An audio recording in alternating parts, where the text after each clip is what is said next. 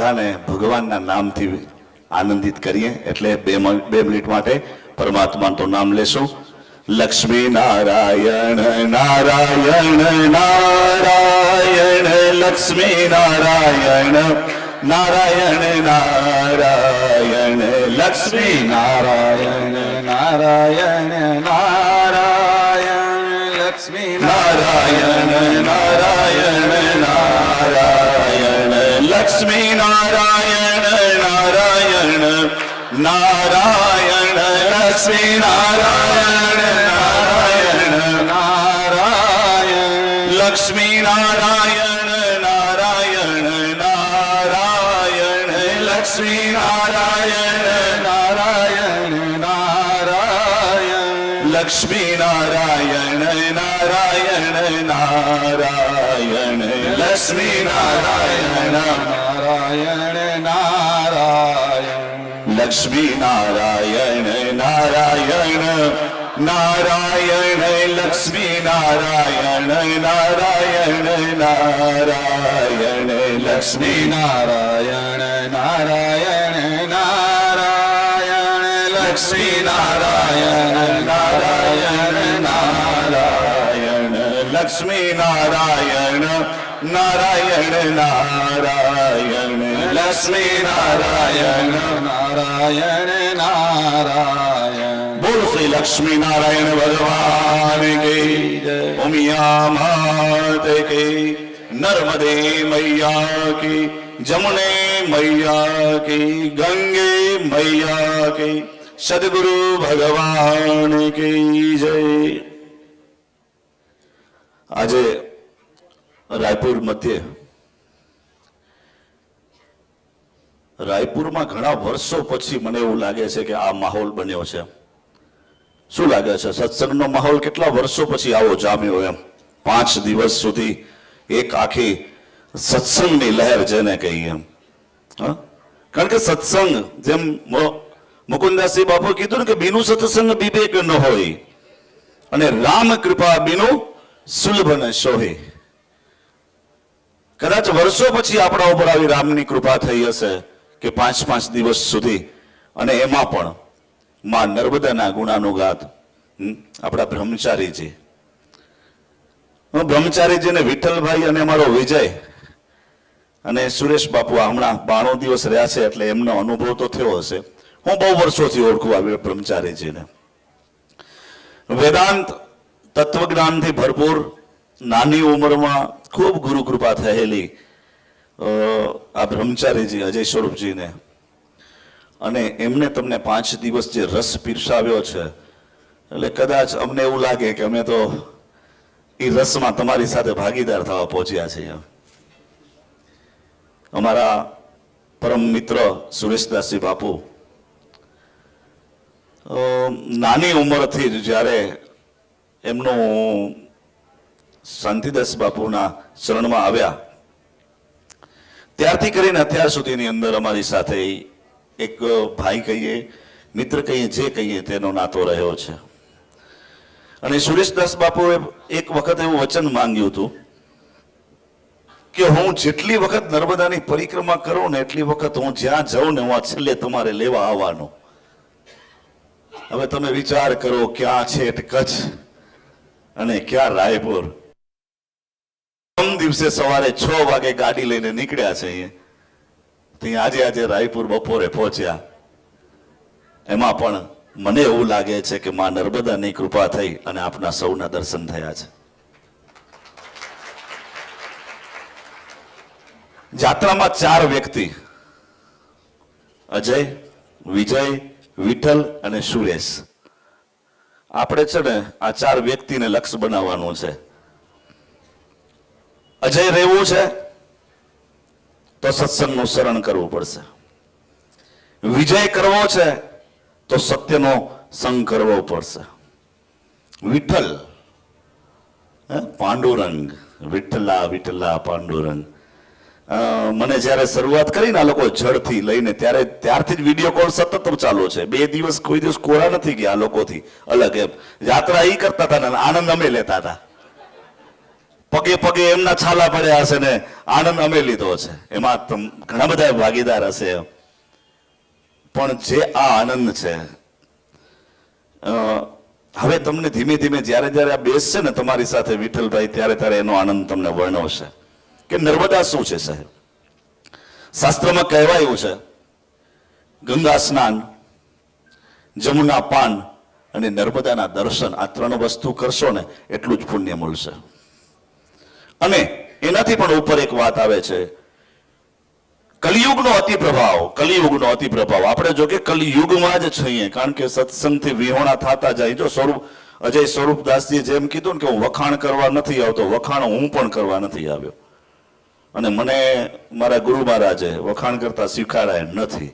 અને આજે હું સમાજના વખાણ નહીં કરું, પણ જે અંદર રહેલી ચેતના છે એના વખાણ 100% કરીશ. કે તમારી અંદર રહેલો છે ઈશ્વરનો અંશ છે, ઈશ્વર અંશ જીવ અવિનાશી. એ ઈશ્વરના અંશને તમારે ને મારે સમજવાની વાત છે. સાચું કહું તો ક્યાંક છેલ્લા 10 કે 12 વર્ષથી આપણા સમાજની ઉણપ છે. હું ખોટ નથી કહેતો, ઉણપ કહું છું. બાપુએ કીધું ને હમણાં કે યુવાનોને આપણે નથી લઈ આવતા એમ, બરોબર ને? પછી આપણે કહીએ કે સંસ્કાર ક્યાંથી હોય. અમારા સંતોમાં ચર્ચા થતી હોય છે કે જે સમાજ સત્સંગથી વિહોણ થાય ને એ સમાજ ક્યારે પણ લુપ્ત થઈ જાય છે કોઈને ખબર નથી. વડીલો બેઠા છે અને ઘણા બધા એવા સમાજો જોયા છે આજથી 12-15 વર્ષ પહેલા. જો હજી કહું છું, યુવાનોને કે કોઈ સમાજના કોઈ વ્યક્તિને દોષ નથી આપવો. આપણને આપણા દોષો જોવાનું ચાલુ કરવાનું છે કે મારા ઘરની અંદર મારા છોકરાઓને, મારી છોકરીઓને, મારા છોકરાની વહુને શું સંસ્કાર આપું છું. જગતને સુધારવા જશું તો જગત સુધરશે નહીં. જગતને તમે હવે સુધારવા જશો ને તો જગત સુધરશે નહીં. ઘરથી શરૂઆત કરો તો આપોઆપ જગત સુધારેલું આપણે દેખાશે. આપણે કમળો થયો હોય તો બધું કેવું દેખાય?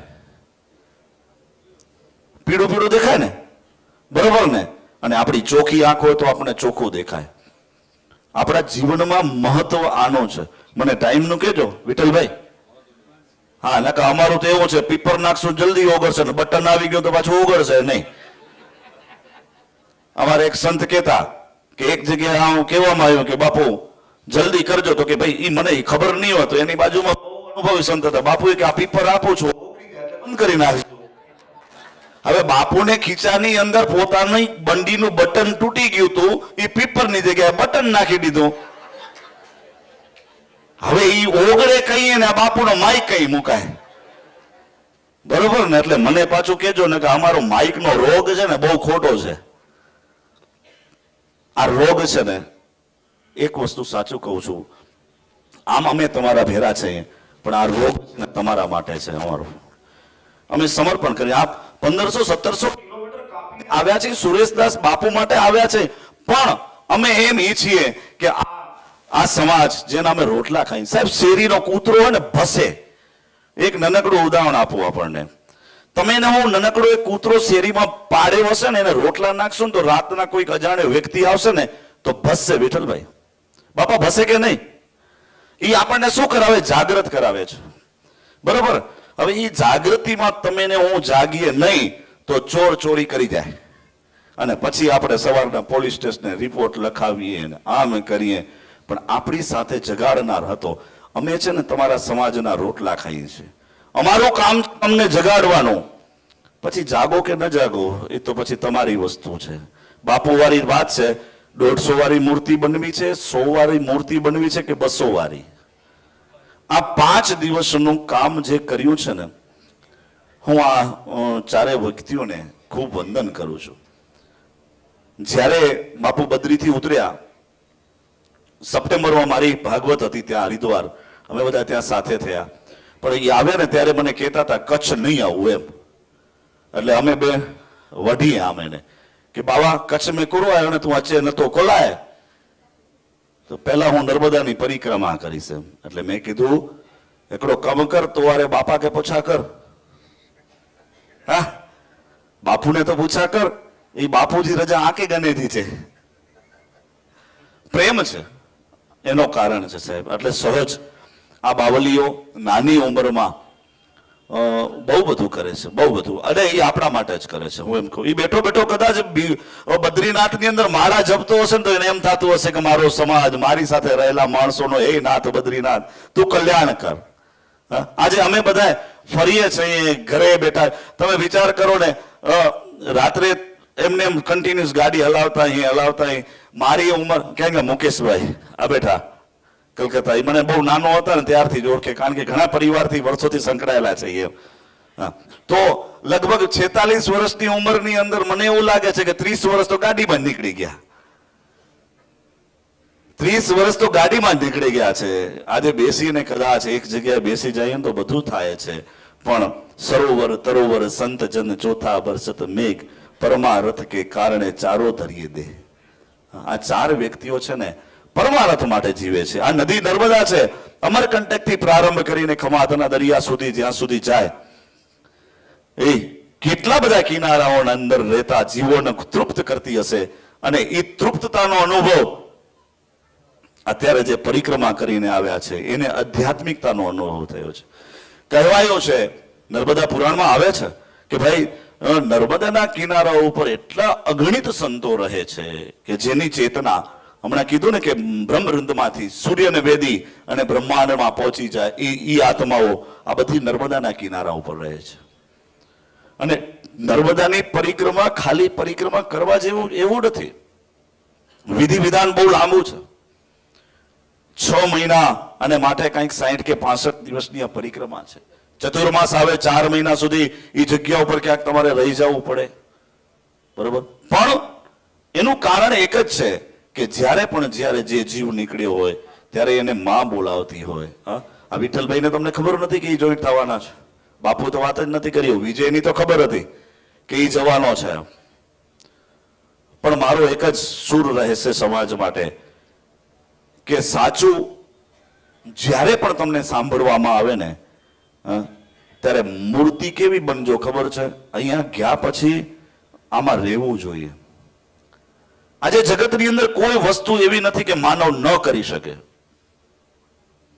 આજે મને ટેકનોલોજીની વાત કરવા જાય, ટેકનોલોજી વિજ્ઞાન, હવે ચંદ્રમાંથી યાન પહોંચાડે એ કોણ હતું? તો માણસ હતો, બરોબર ને? તો માણસની અંદર કેટલી બધી અદ્ભુત શક્તિ છે કે નર જો કરણી કરે તો નરકો નારાયણ હોય. આજે આપણે વંદનીય સંતોનું પૂજન કરી ભગવાન તરીકે માનીએ છીએ. કારણ શું કામ? એને એવી કરણી કરી છે. કરણી અને કરણીમાં બંને ફરક છે. તમે ને હું જ્યારે રોડ ઉપર જતા સારા કર્મ કરીને જઈએ ને તો એ માણસો રાજી થાય, અને કાંઈ ખરાબ કરીને જઈએ ને તો માણસ કહેશે કે ધાનનો ધનરવો ગયો, ભલે ગયો, ઓછો થયો, આમ કે ને.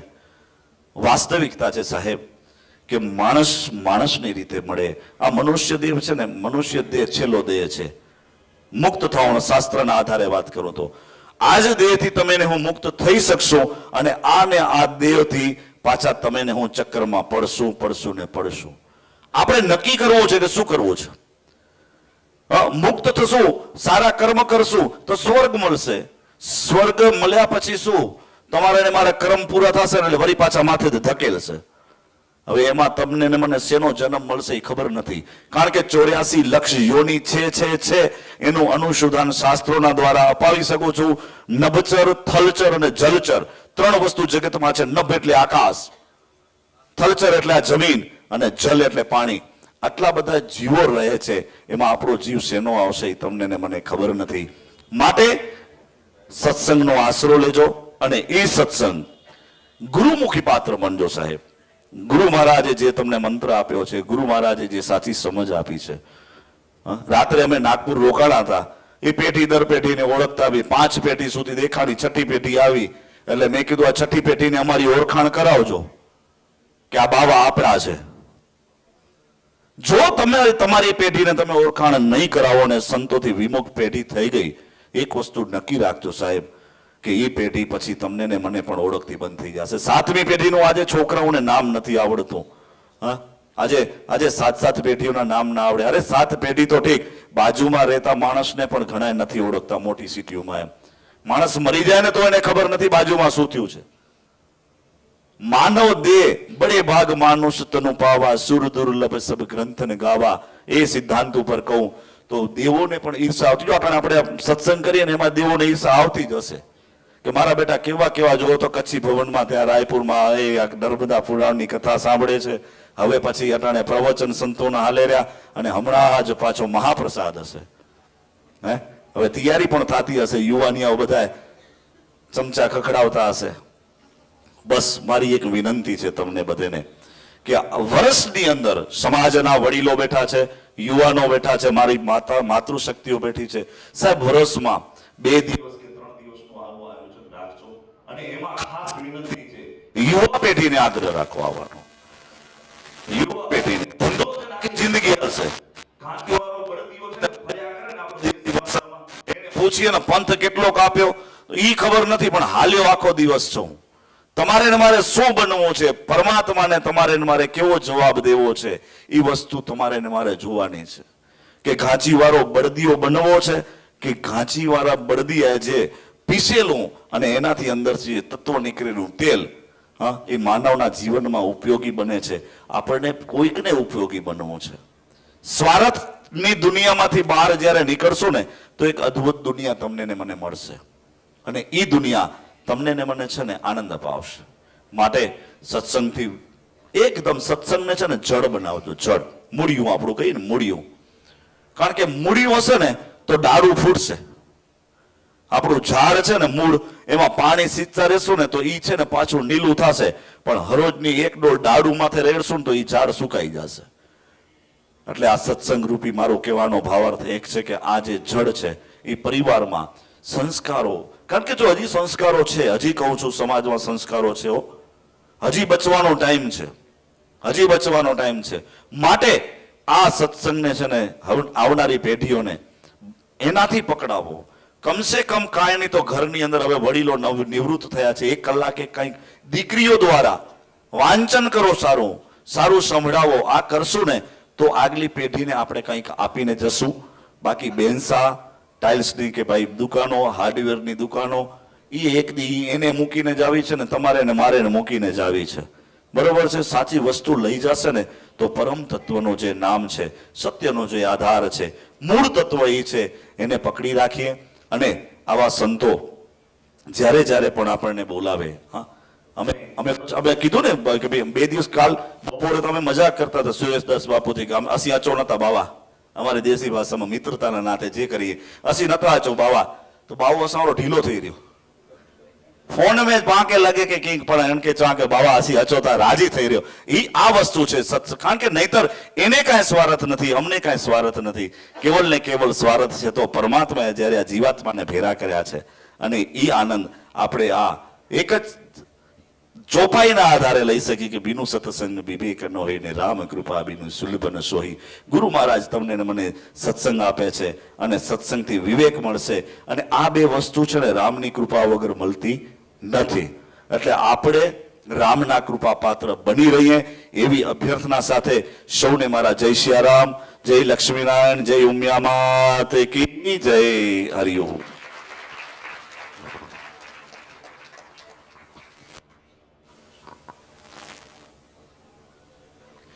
ધન્યવાદ કિશોરદાસજી મહારાજ, શાસ્ત્રીજી.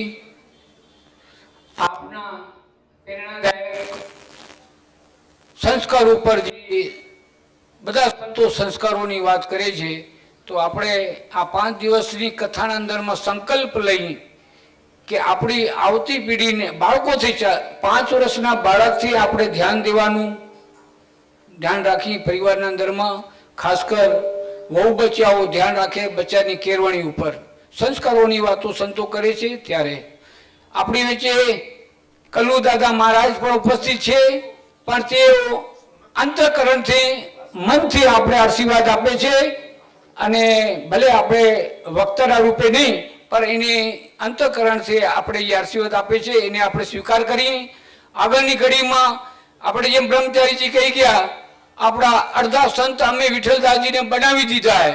હવે અડધા સંત તમને બનાવવા હે, તો એવા વિઠ્ઠલદાસજીને પણ આપણે કહેશું કે તેઓ પણ આવીને એની યાત્રા વૃત્તાંતના વચ્ચે એને જે અનુભવો થયા છે એને આપણે વચ્ચે એને વ્યક્ત કરે.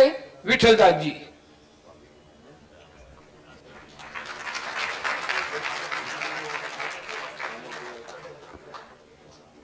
હરિયો જોયું? તમને કઈ ખબર પડી કે નીંદરમાં હતા બધા? શું સાંભળ્યું? કેવું વેલા હે જય હો. જો આ નર્મદાના પરિક્રમાનો પ્રતાપ છે, એ જ વિઠ્ઠલભાઈ છે, એની પાછળ દાસ લાગી ગયો. સાહેબ દાસ બનો, શેઠ ન બનલા તો ખાઈ દાસ બની જશો ને. કેના બનવાના છે? લક્ષ્મી નારાયણના, ઉમિયામાના, નર્મદાના. તો જો આપમેળે દાસ લાગી જશે. આ ભજન સત્સંગનો પ્રતાપ છે.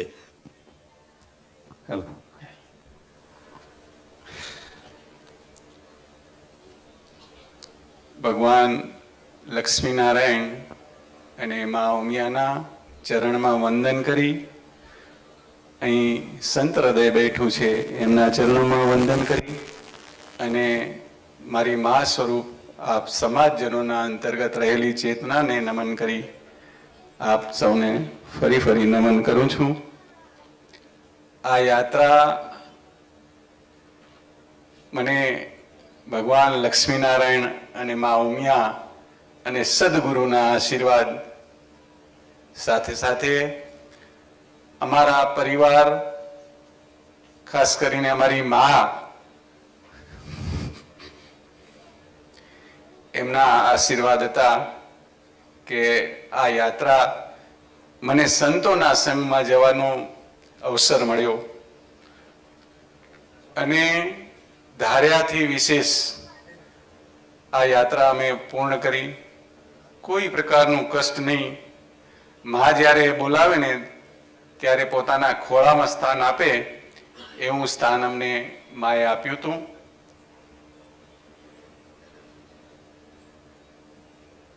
આ યાત્રા દરમિયાન વચ્ચે વચ્ચે અમારા પરિવારને અને આપણી સમાજના પ્રમુખ એવા શ્રી ભરતભાઈ માવાણી એ સતત મને આશીર્વાદ મળતા રહેતા.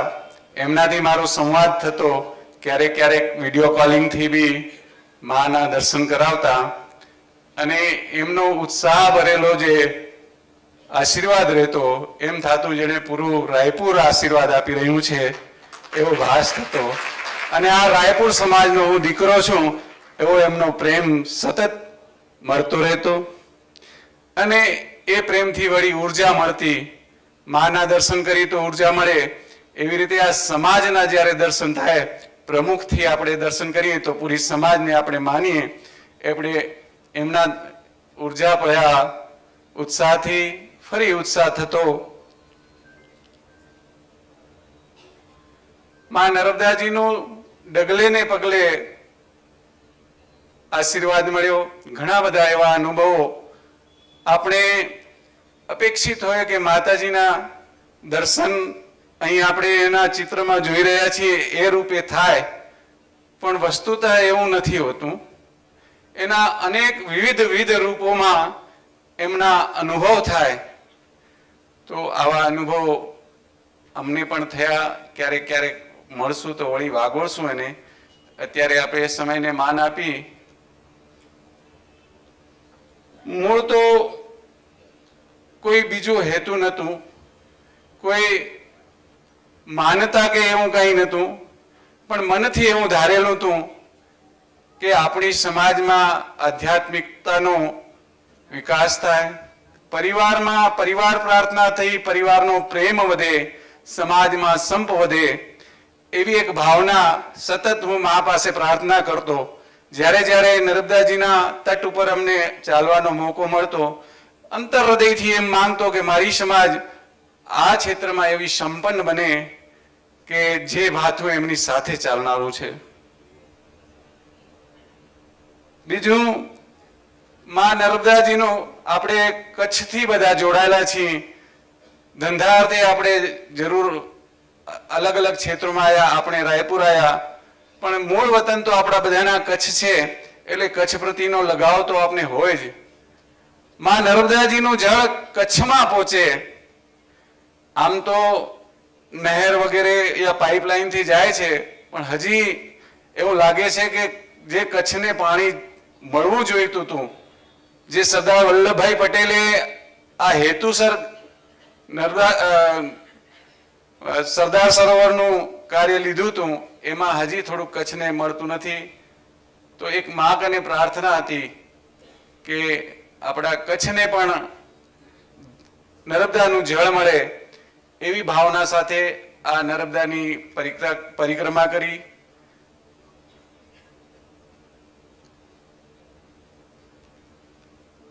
આપણા ભજનોમાં પણ કીધું છે, વિઘ્ન હજારો આવશે ભવસાગરની વાટે, કંટક ઘણા લાગશે પણ તું પાછા ડગ ન ભરજે.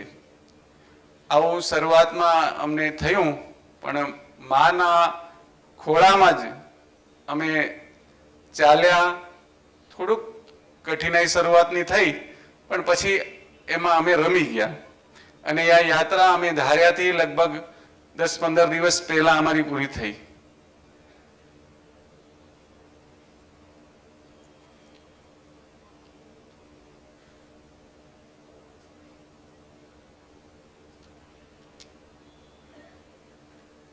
અને આપણે કહીએ છીએ ભગવાનને કે તું પ્યાર કા સાગર હૈ, તેરી બૂંદ કે પ્યાસે હમ. એમ મા તો સર્વત્ર અને મહાસાગરના જેવી છે. એનું એક બૂંદ પણ આપણે મળી જાય તો આપણું જીવન ધન્ય બને. એ ધન્યતામાં આપ સૌ બરાબરના ભાગીદાર છો. આપના આશીર્વાદ, આપના આશીષ થી આ કાર્ય આપણે માની પરિક્રમા કરી શક્યા છીએ. હું આ પરિક્રમાને આ સમાજને અર્પણ કરું છું. અસ્તુ.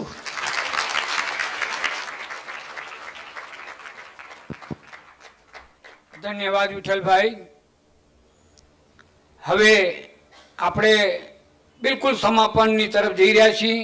તે પહેલા આ 5 દિવસીય શ્રી નર્મદા પુરાણ કથાના આયોજન દરમિયાન અને આ આયોજન પછી જે સમાપનના અવસરે પહેલા તો આપ સૌને એક જાણકારી આપી કે આપણે બધાને મહાપ્રસાદ લેવાનો છે અને મહાપ્રસાદ ઉપરના ટોપ ફ્લોરમાં છે અને આપણે ઉતાવળ કરવી નથી. અને આપણા ઘરમાં જે કોઈ રહી ગયા છે એને પણ ફોન કરીને બોલાવી લો. મહાપ્રસાદ બધાને લેવાનો છે. અને હવે આપણે આ 5 દિવસીય કથાના અંદરમાં જે બ્રહ્મચારી જે શાસ્ત્રથી આપણે શાસ્ત્ર મુજબ જે આપણે ભલામણો કરી છે એને આપણે સંકલ્પના રૂપે લઈ અને અંતિમ તબક્કા રૂપે હું આ 5 દિવસીય કથા માટે એના આભાર માટે, એના ધન્યવાદ માટે આપણે શ્રી લક્ષ્મીનારાયણ સત્સંગ કેન્દ્રના વરિષ્ઠ એવા વિશ્રામભાઈ છાભૈયાને આમંત્રિત કરીશ કે તેઓ આવીને અહીંયા આભાર અને ધન્યવાદ આપશે. અને તે પછી આપણે નારાયણ ઉપનિષદનો પાઠ કરવાનો છે, તો સર્વે ધ્યાનથી બેસી રહે. 15 મિનિટનો નારાયણ ઉપનિષદનો પાઠ છે એ આપણે કરીશું. અને વિશ્રામભાઈ છાભૈયા.